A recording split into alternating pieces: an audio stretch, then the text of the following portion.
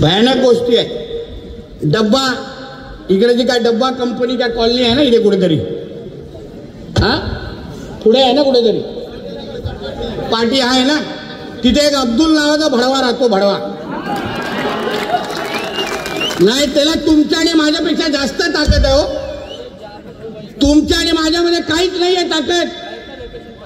तो पाहिजे तेवढं तुम्हाला घरं देऊ शकतो, पाहिजे तिथे घरं बांधू शकतो। कारण माहितीये, कारण इकडचा एक पी आहे महादेव कोळी, तुझं नाव आलंय ना बाबा माझ्याकडे, आता तू नाही राहणार तिथे जास्त। बायकोला सांगून टाक की बॅग भरून ठेव, नितेश राणेने नाव घेतलंय माझं। काय लाड करतो रे तू,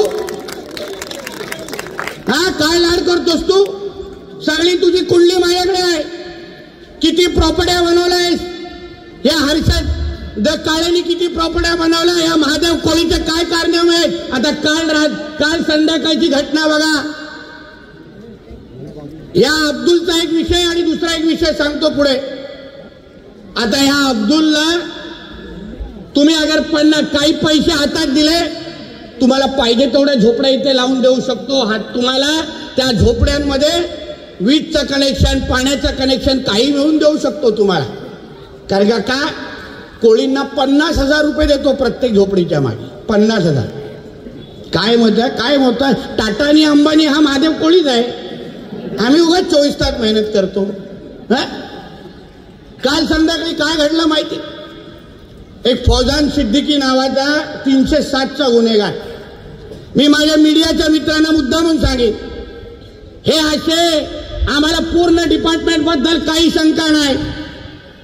आमच्या मुंबई पोलिसांमधले मोठ्यातला मोठा अधिकारी येऊन गेलेला आहे, कार्यतत्पर अधिकारी गेलेला, ज्यांनी आमच्या मुंबईला दहशतवाद्यांकडून वाचवलं। एवढे अधिकारी आमच्या मुंबई पोलिसातून होऊन गेलेले आहेत। आम्हाला सगळ्यांना त्यांच्याबद्दल सार्थ अभिमान आहे,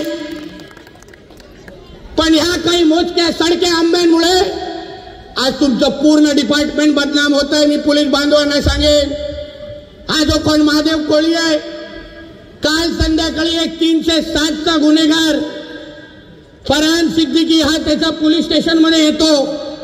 आता आपल्या तुमच्यावर कोणावर अगर 307 चुकून झालं ना, पोलीस 1 मिनिट पण तुम्हाला बाहेर ठेवणार नाही, बरोबर आहे? उचलतील आणि आतमध्ये घेऊन टाकतील। आता आपलं नशीब त्या फरहान सिद्दीकी सारखं नाही रे बाबा। तो काय करतो, काल संध्याकाळी पोलीस स्टेशन मध्ये येतो, त्या कोळी बरोबर बसतो, बोलणी करतो, त्याच्या समोर निघून जातो, फॉर्च्युनर स्टार्ट करतो, निघून जातो, आणि आपले सगळे जे काय पोलीस अधिकारी आहेत सीसीटीव्ही मध्ये योग्य फुटेज आलं पाहिजे म्हणून पळायला म्हणून दाखवतो। काय आलं रे, चक्कर आलं, पाणी द्या,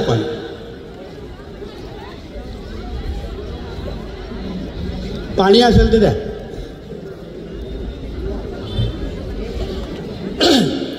त्याच्या पोलिसांच्या समोर तो 307चा गुन्हेगार फॉर्च्युनर मध्ये बसतो, निघून जातो, आणि हे लोक रेकॉर्ड काय बनवतात, तो महादेव कोळी आणि त्याचे सहकारी त्या तो पोलीस स्टेशन म्हणून फरार दाखवतात त्याला।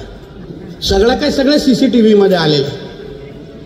या अशा सडक्या आंब्यांमुळे आज आमच्या आदरणीय देवेंद्र फडणवीस साहेबांसारखा एका प्रामाणिक आणि हिंदुत्ववादी गृहमंत्र्याचं नाव खराब होत आहे, लक्षात घ्या।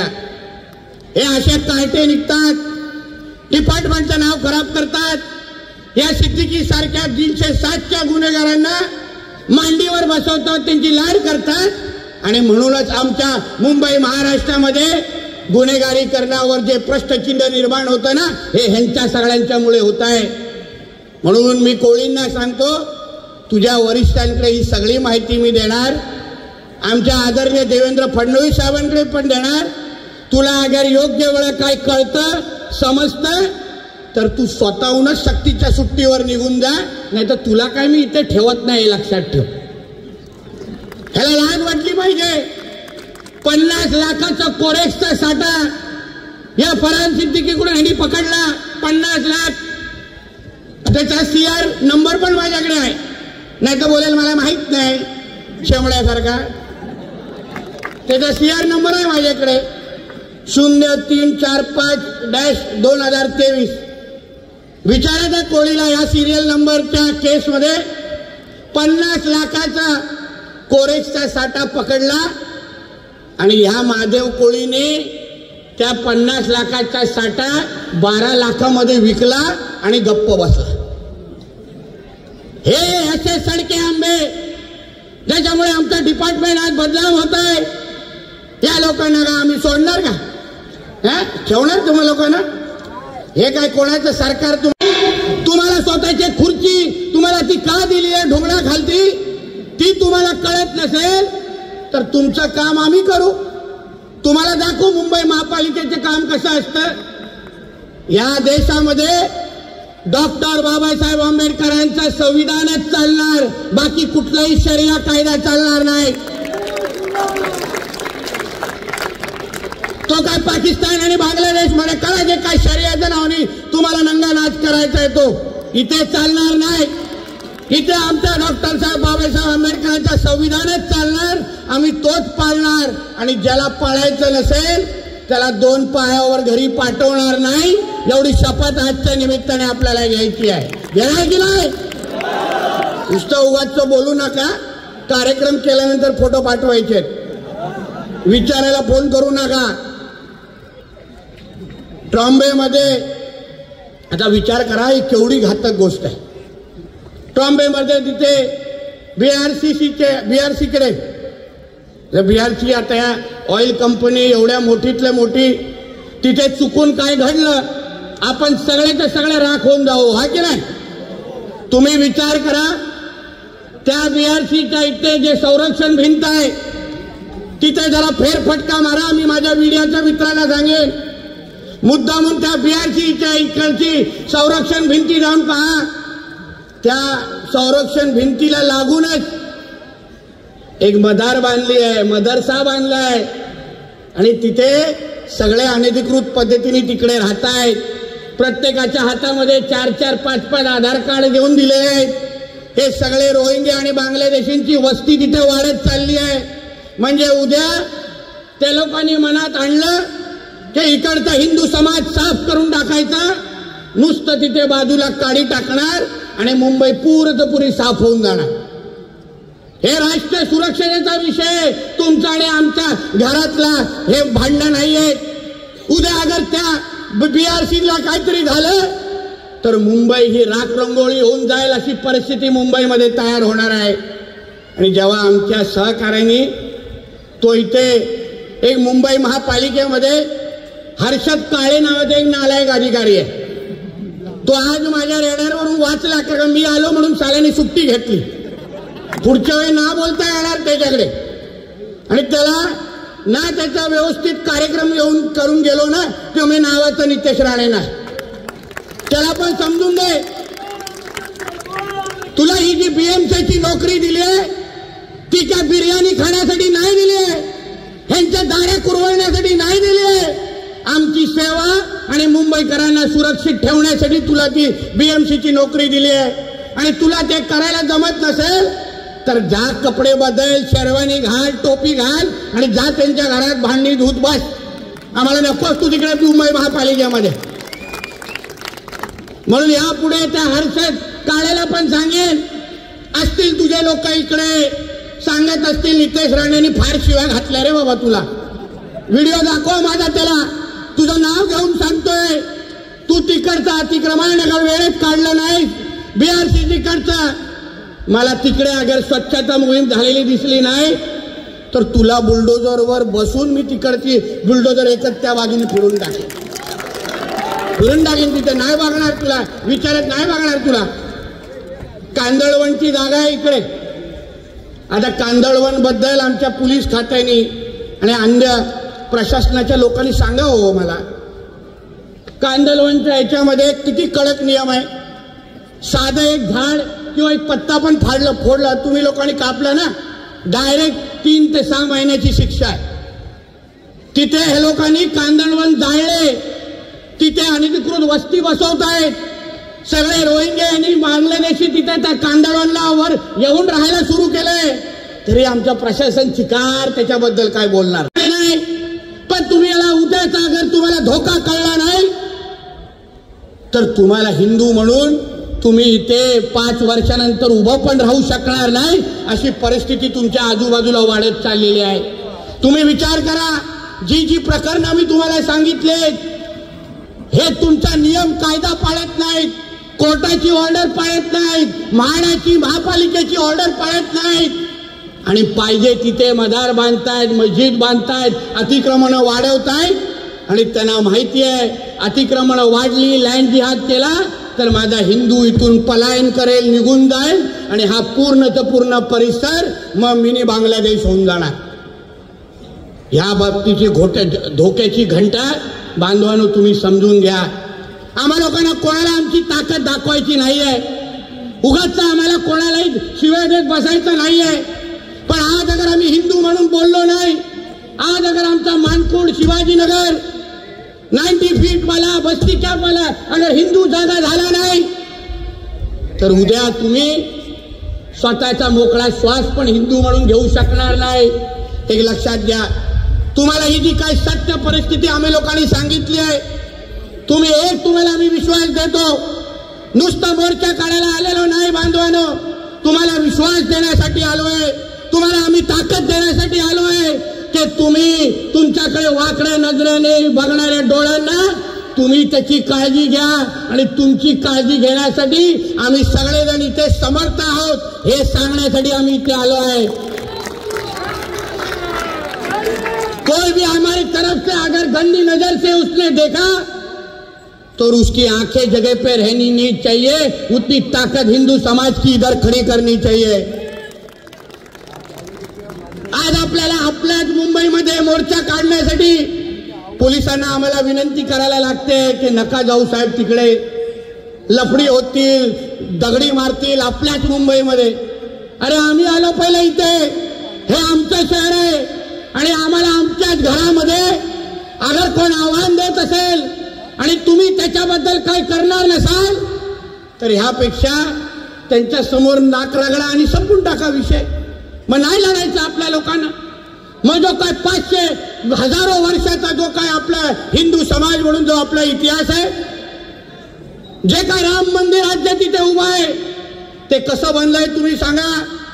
आपल्या कारसेवकांनी हिंमत दाखवली, हिंदू समाजाने हिंमत दाखवली आणि एकच तिथे धक्का मारला आणि 22 जानेवारीला आमचा राम मंदिर तिथे उभा राहिलं.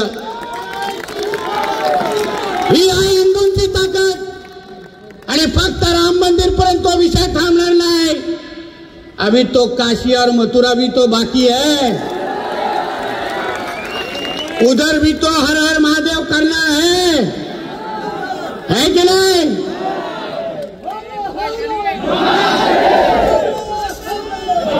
तुम्ही काही आठवड्या अगोदर घाटकोपरची घटना तुम्हाला माहिती असेल. ह्यांचा कोणतरी तो धर्मगुरू आलेला, कोण त्याचं नाव पण बनवायला माहिती नाही, असे नावं असतात सगळे एकच असतात. काय बोलत होता तो तिकडे, तुम्हारा तो वक्त आहे, हमारा दौर आएगा. अरे आम्ही जिवंत असेपर्यंत तुम्हारा ना वक्त आएगा ना दौर आएगा. हमारे हिंदुस्तान में सिर्फ हिंदुओं का ही दौर आएगा और हिंदुओं का ही वक्त आएगा हे समज केलेलो. तुम्ही काही करा, किती दाणे कुरवळा, हे हिंदुत्वादी विचाराचं सरकार हे आमच्या देशात आणि राज्यात आहे. एक कडवट हिंदुत्वादी म्हणून आमचा गृहमंत्री मंत्रालयावर देवेंद्र फडणवीस साहेबांच्या नावाने बसलाय.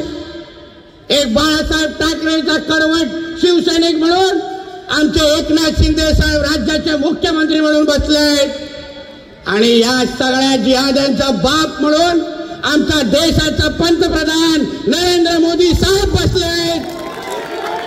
हे ह्यांनी चांगलं लक्षात ठेवावं. परत अशा धमक्या द्यायला येणार नाही.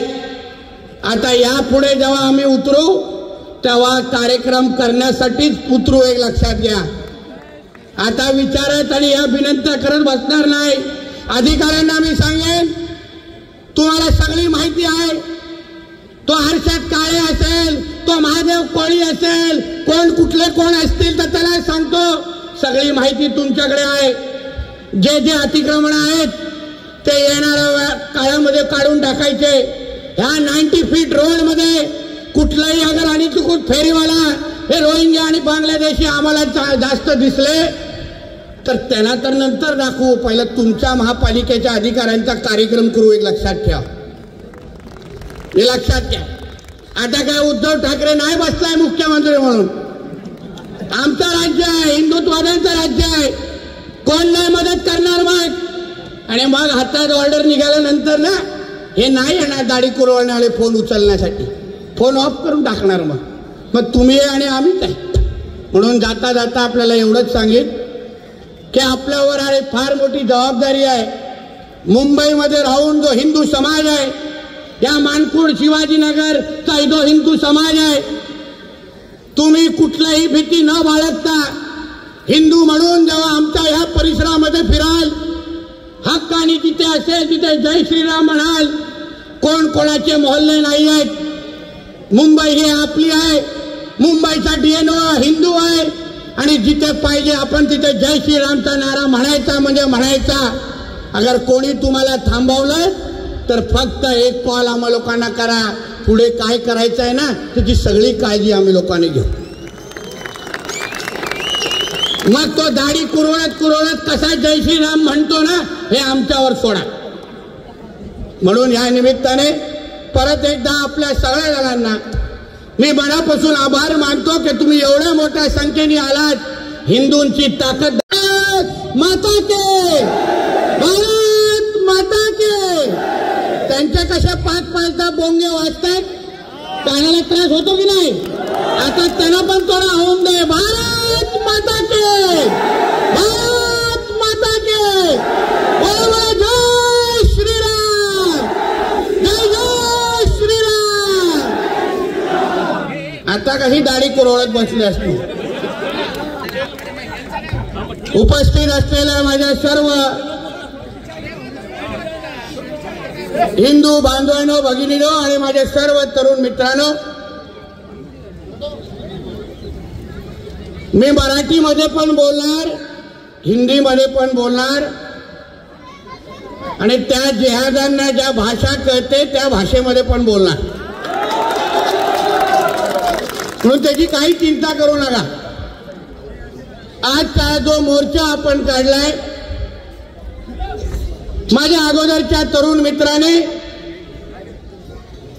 मोर्चाच्या मागचे हेतू आपल्या सगळ्यांच्या समोर सांगितलेले आहे. बांधवांनो, आज आपण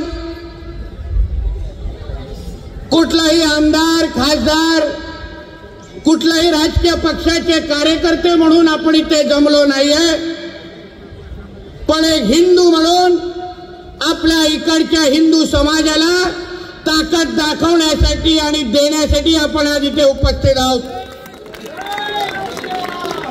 आज ज्या भागामध्ये आपण उभे आहोत, मानकुड असेल, शिवाजीनगर असेल किंवा हा जो 90 फीट रोड असेल, मला खरंच या निमित्ताने विचारायचं आहे की हा भाग आमच्या मुंबईमध्ये एम वॉर्ड मध्ये येतो की या भागाला मला आता मिनी बांगलादेश म्हणायला लागेल. ज्यावेळेस बांगलादेशमध्ये रोहिंग्या आणि बांगलादेशी मुसलमान नसतील, तेवढे बांगलादेशी आणि रोहिंग्या मुसलमान या इथे प्रत्येकाला घर देऊन ठेवलेले आहेत, प्रत्येकाला आधार कार्ड देऊन ठेवलेले आहेत. प्रत्येकाच्या घरात कदाचित इकडल्या असलेल्या हिंदू समाजाच्या घरी पाणी येत नसेल, पण हे जे काय रोहिंग्या आणि बांगलादेशी मुसलमान इथे राहतात, प्रत्येकाच्या घरामध्ये नळ आणि इलेक्ट्रिसिटी कनेक्शन देऊन ठेवलेलं आहे.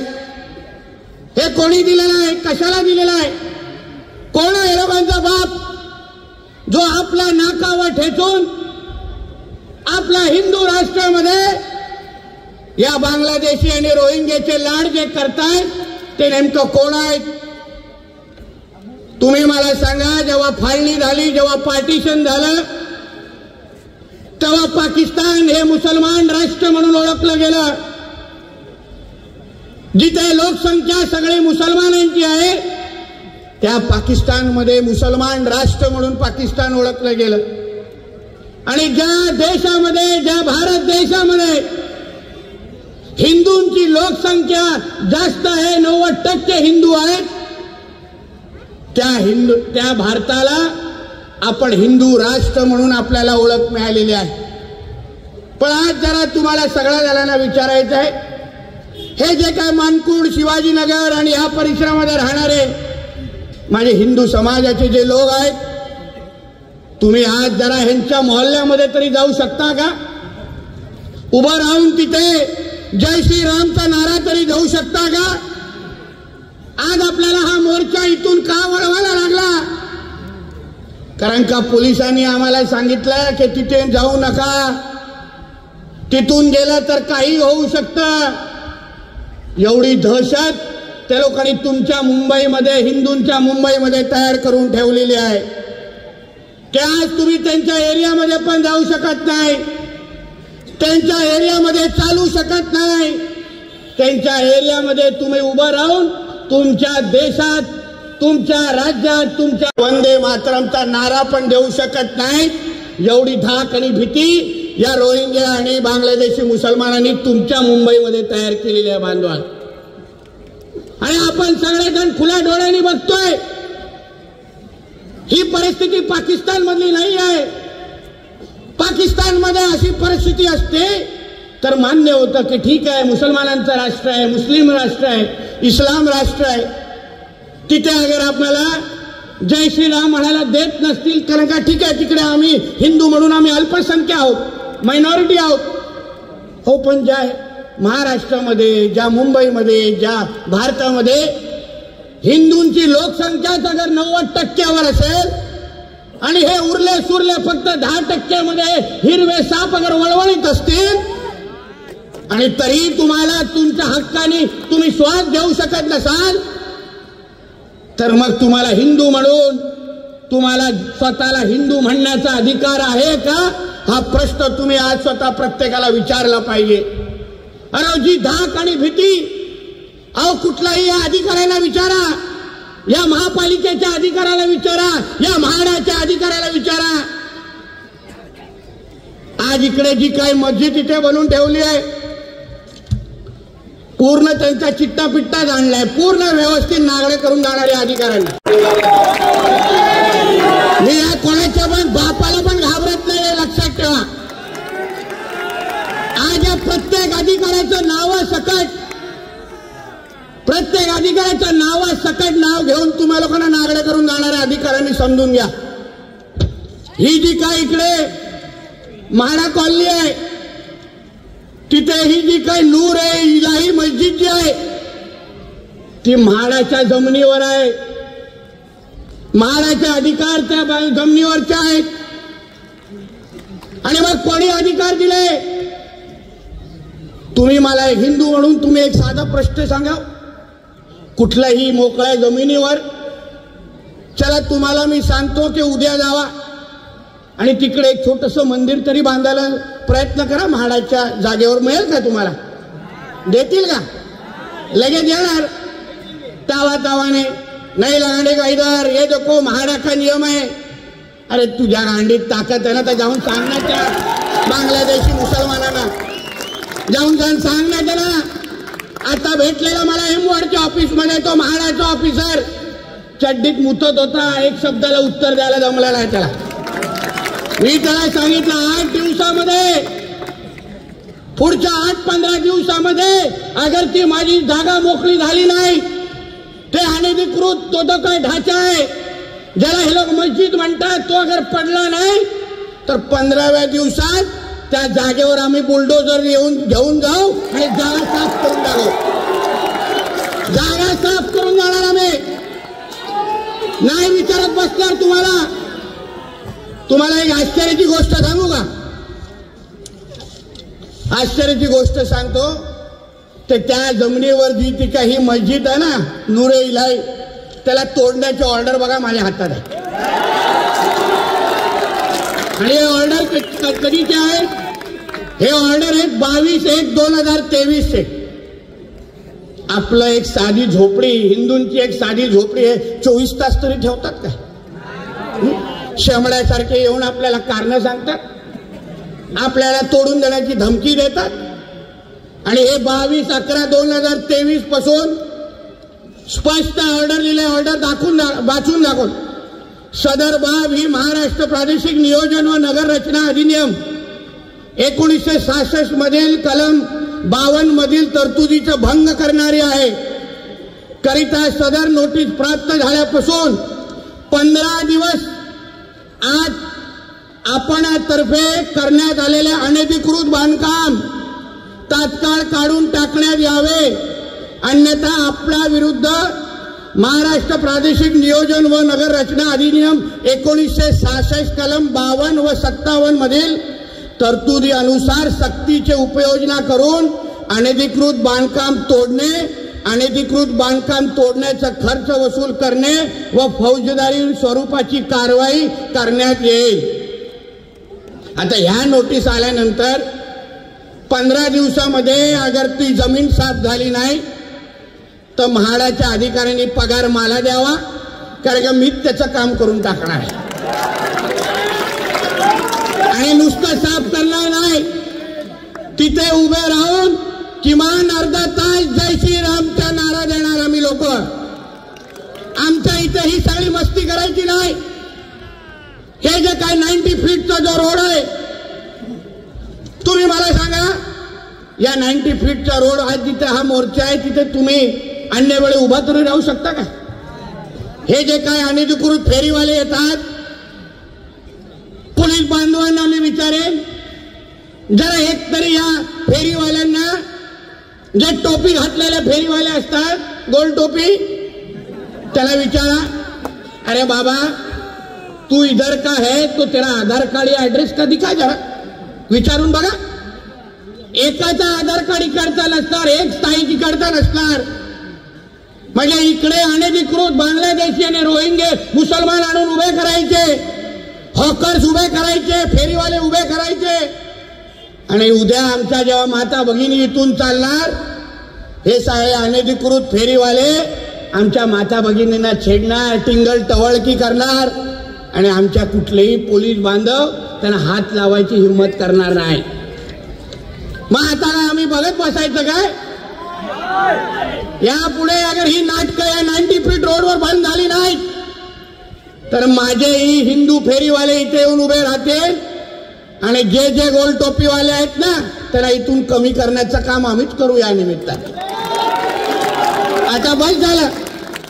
अधिकारी ना मला माहित नाही, आमच्या नरेंद्र मोदी साहेबांच्या नजरेखाली कोणावरही अन्याय आमच्या देशामध्ये आम्ही होऊन देणार नाही, ही शपथ आम्ही हिंदू म्हणून आजच्या निमित्ताने इथे घेतो. कोणीही आमच्या राज्यामध्ये कुठल्याही हिंदूला कुठल्याही वाकड्या नजरेने अगर तुम्ही पाहिलात तर तुमचे काय डोळे आम्ही जागावर ठेवत नाही, हे तुम्ही लक्षात ठेवा. हे सर्व धर्म समभावाची भूत, ते सर्व धर्म समभावाचा ठेका हा काय फक्त हिंदूंनीच घेतलेला नाही. आम्हाला डायलॉग म्हटलं जातं, तुम्ही जरा सर्व धर्म समभाव ते जरा मानकुड आणि शिवाजीनगरच्या मोहल्ल्यांमध्ये पण जाऊन सांगा. जिथे तिथे त्या मस्जिदीच्या बाजूला एक लग्नाचा हॉल बांधून ठेवलेला, बाहेर हिरवा कलर दिलेला आहे आणि हे काय एक लग्नावर थोडी थांबतात. 10-10, 15-15 त्यांचं काय बुचतवर लावणं विसरलंय, सतत चालू असतं. आणि मग पाहिजे तेवढे तिथे लग्न लावत बसणार आणि त्याच्यावर पण अधिकारी कारवाई करायला बघणार नाही. म्हणून यापुढे मी सांगतो, प्रशासनाला सांगतो, पोलीस खात्यातल्या आमच्या कर्तव्यदक्ष अधिकाऱ्यांना सांगतो की सर्व धर्म समभावाचे भाषण डायलॉग आम्हाला द्यायचा नाही. हा देश, या देशामध्ये सगळा पहिला अधिकार हा हिंदूंचा आहे. इथे सगळे अधिकार पहिले हिंदूंचे आहे, मग उर्वरित अधिकार या बाकी सगळ्या मायनॉरिटीज आणि अल्पसंख्यांचे, हे समजून घ्या. या देशामध्ये राहायचं असेल तर हिंदूंच्याच गुणगान गाऊन लहायला लागेल एवढं स्पष्ट या लोकांना समजलं पाहिजे. कोणीही ते कुठल्याही माझ्या हिंदू समाजाच्या कुठल्याही व्यक्तीला कुठल्याही पद्धतीचा त्रास या पुढे दिला तर आज सारखे नुसते मोर्चे काढत बसणार नाही. त्या मीरा रोडला विचारा, एक फक्त आम्ही लोकांनी नजर फिरवली त्या नया नगरमध्ये सगळ्यांची हवा निघून गेली. आणि तुमचा इकडचा तो निवडलेला लोकप्रतिनिधी आमदार काही नाही करू शकणार, मला काही करू शकणार नाही. त्याची विधानसभेमध्ये काय अवस्था केली बघितलं ना, फडफडत होता माझ्यासमोर, फडफडत होता. जास्त चाव चाव केलं ना पाठवून टाकीन तिथून येतोस तिथे, नाटकं नको माझ्यासमोर. म्हणून इथे या मोर्चानंतर या कार्यक्रमानंतर कोणाचीही दमदाटी अगर होत असेल तर आपण गप्प बसायचं नाही. त्याला कळलं पाहिजे हिंदूंची ताकद काय. तुम्हाला काय नाटकं करायची असेल तर दाखवा, जाऊन दाखवा तुमच्या पाकिस्तान आणि बांगलादेशमध्ये. आमच्या हिंदूंच्या राष्ट्रामध्ये राहायचं असेल तर आमच्या नजरेला नजर मिळवायची नाही. शिस्तीमध्ये राहावा, जे काय धंदे व्यवसाय करा, पण आमच्या मुंबईमध्ये रोहिंग्या आणि बांगलादेशी मुसलमानांना जागा यापुढे नाही. त्यांना स्वच्छ इकडून हकलवण्याशिवाय आमची मोहीम बंद होणार नाही. कारण का ते आमचे नाही आहेत. हे जिथे जिथे जातात तिथे तिथे स्वतःचे मोहल्ले तयार करतात. हे रोहिंग्या आणि बांगलादेशी मुसलमान तिथे तिथे त्रास होतो हे लोकांचा. तिथे तिथे जाऊन हिंदू समाजाला तिथून बाहेर कसं पळवायचं हा ह्यांचा एक कलमी कार्यक्रम असतो. बांधवानं आपल्याला वाटतं त्या लोकांनी फक्त एक मस्जिद बांधली, फक्त एक मजार बांधलाय, पण असं नाही बांधवान. एक एक एक एक एक एक करून ते आमची लोकसंख्या हिंदूची कमी करून टाकणार. मग हे लोकसंख्या कमी झाल्यानंतर त्यांचे लोकप्रतिनिधी इथे निवडून यायला सुरू होणार. आणि एकदा लोकप्रतिनिधी निवडून आले तर तुम्ही कोणीही काही त्या लोकांना बोलू शकणार नाही. आज जे मोकळा हवेमध्ये तुम्ही जो श्वास घेताय, मोकळा हे काय भगवे झेंडे जे फडकवताय ना, त्यांचा उद्या राज्य आलं, त्यांची उद्या हिरवी वळवळ सुरू केली तर तुम्ही तुमच्या घरामध्ये पूजा करू शकणार नाही. असं तुमच्या घरामध्ये येऊन तुमच्या घराचे ताबा हे लोक घेऊन टाकतील. लव जिहाद म्हणजे काय?